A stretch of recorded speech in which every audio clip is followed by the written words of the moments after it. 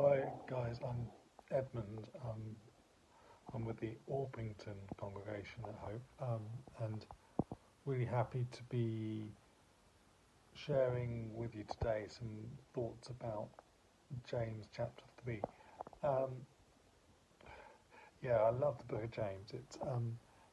It's so direct. He doesn't mince his words at all, um, and it's really challenging. This isn't like a nice airy fairy kind of feel good morning devotional to send you off on your days, but Riley, this is quite challenging stuff. Now, don't put yourself forward to teach, because taming the tongue is really hard. Don't don't go around boasting of your wisdom. He says a bit later in verse 14, I think. But just show you're wise by what you do. It's a little bit like where Jesus says, "Be perfect, for our Father in heaven is perfect." And it's really hard. We can't do it on our own, and we need God's grace to do this. So many people are put off by perceived or experienced hypocrisy of Christians who say one thing and do another, or don't think about the impact of what they're saying when they're talking to people. And so people say, well, that person offended me, I don't want anything to do with the church or with God. If we're going to be effective as witnesses, we need to get hold of the tongue and we need to tame it. It's directing our own lives as well. We know, and this is something I love, which is when modern science so-called discovers things which have been in the Bible all along, and kind of cognitive psychology has recently discovered the power of the spoken and written word, and the impact it has on thoughts and actions, and cognitive behavioural therapy is all about the kind of interaction between thoughts, words, and actions.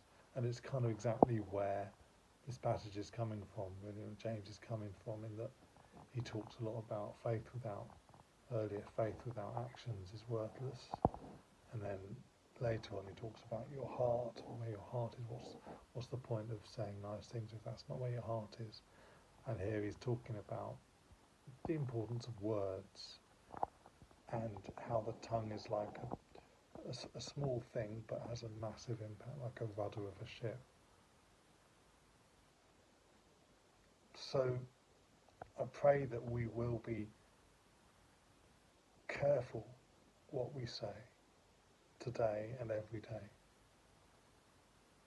that we will be careful to think about how the words that we say might be received by the person we're speaking to. It's not just that what we're saying might be well intentioned, but actually are we being sensitive to how other people might perceive things? So there's this whole thing in the academic development of political correctness, where it's not just the intended meaning of a word, but its historical connotations which need to be taken into account. And I think actually that's quite helpful in our own language, in our own words, and use of in our own conversation. Just because it's like we need to be really mindful of how we're communicating, and are the words that we're saying, do they mean the same to the person we're talking to? So I suppose James is saying, don't say too much. Be very careful about what you do say, and he says that also we make mistakes all the time. who has managed to achieve this right. But how can we bless and curse from the same place? How can if my coffee machine started making tea, I'd throw it away and get another one. But we've got to be making coffee. We've got to be coffee machines producing coffee. So I pray today that the Lord would change our hearts, purify us, and that out of the spirit-filled hearts that we have, our words would be fruitful. There'll be words to bless and not to curse. That we would only say things to build others up and encourage them.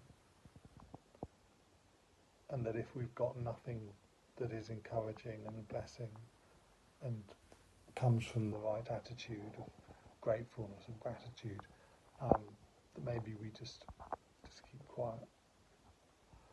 May God bless you today and always, in Jesus' name.